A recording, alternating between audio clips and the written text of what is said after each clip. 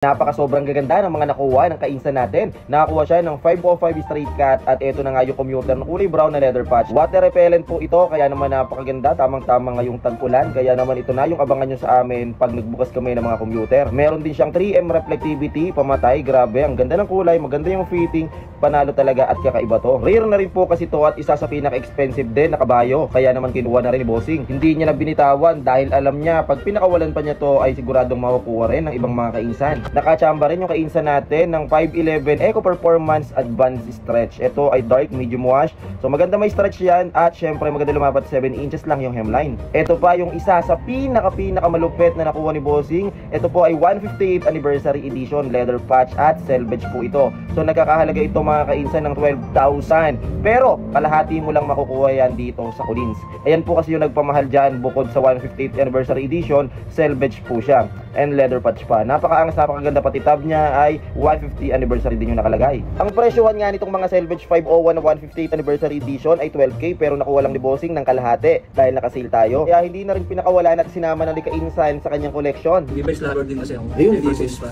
Uy, Since high school. Pang ilang Levi's mo na to, sir?